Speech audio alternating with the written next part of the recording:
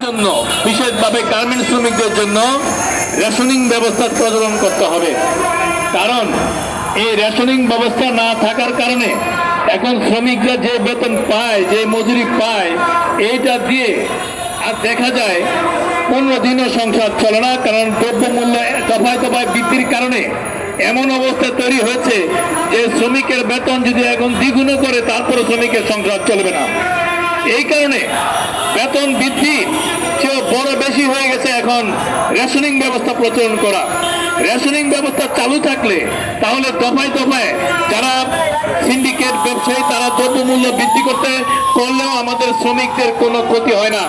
দেখা যাচ্ছে এখন এই দ্রব্যমূল্য বৃদ্ধির কারণে আমাদের শ্রমিকরা যা বেতন পায় এই বেতন দিয়ে কোনোভাবে তাদের জিনিসপত্র কিনতে পারে না, প্রয়োজনীয় দ্রব্যমূল্য আজকে তারা ঘরে তুলতে পারে না। এই কারণে আমরা সারা বাংলাদেশের সকল শ্রমিক সংগঠন এবং বিভিন্ন মানবাধিকার সংগঠন তারাও বলেছে শ্রমিকদের জন্য রেশনিং ব্যবস্থা চালু করতে হবে।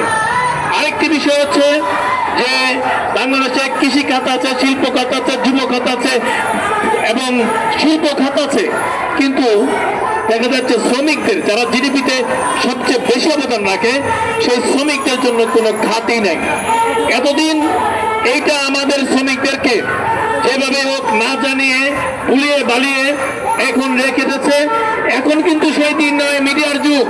এখন সবাই জানে, অনেক মানুষ শুনে আশ্চর্য হয়ে যায়, বলে শ্রমিক খাতে কোনো বরাদ্দ নাই।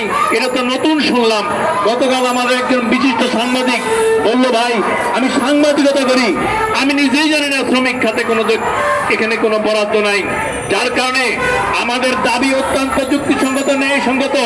আমরা চাই এই বাজেট, যেই বাজেট আজকে 8 লক্ষ কোটি টাকার বাজেট হবে, সেই বাজেটে শ্রমিকের জন্য 10% বরাদ্দ করতে হবে এবং 80 লক্ষ কোটি টাকা শ্রমিকদের বরাদ্দ করে শ্রমিকদের খাদ্য এবং রেশনিং এর ব্যবস্থা, শ্রমিকদের সন্তানদের শিক্ষা এবং চিকিৎসার ব্যবস্থা করতে হবে।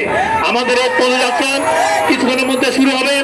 আমাদের এই পদযাত্রা কর্মসূচিতে ইতিমধ্যে উপস্থিত হয়েছেন আমাদের টেক্সটাইল গার্মেন্টস শ্রমিক ফেডারেশনের নেতৃবৃন্দ আবু সাইদ এবং আব্দুল করিম, হারুনুর রশিদ, তারা উপস্থিত হয়েছেন, উপস্থিত আছেন।